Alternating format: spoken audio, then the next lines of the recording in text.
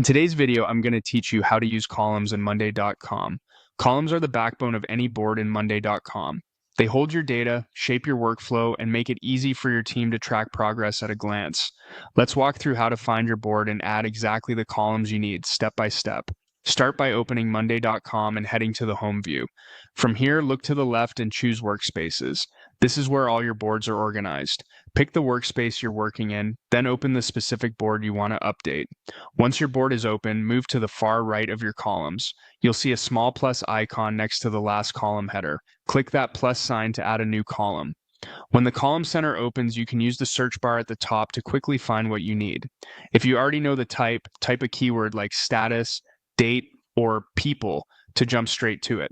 Search is especially helpful when you're moving fast or building a template and want to keep things consistent across boards. If you prefer to explore, browse to the Essentials section. This area highlights the most commonly used column types that are super useful for most teams. For example, a status column is perfect for tracking stages such as stuck, working on it, and done. A text column is great for notes or brief descriptions. A people column lets you assign an owner, and a date column puts deadlines right on the board. Start with these essentials to capture the core details of your workflow. You can also click more columns to see the full library.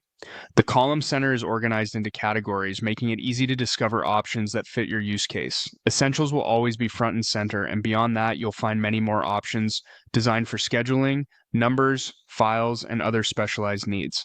Explore these as your process grows, but keep your setup simple at first so your team can adopt it quickly. A few quick tips as you add columns. Choose the type based on the data you need to track.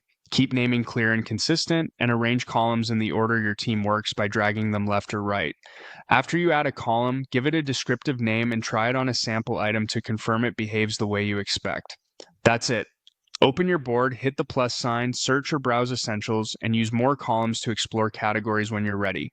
With the right columns in place, your boards will be clearer, faster, and easier for everyone to use.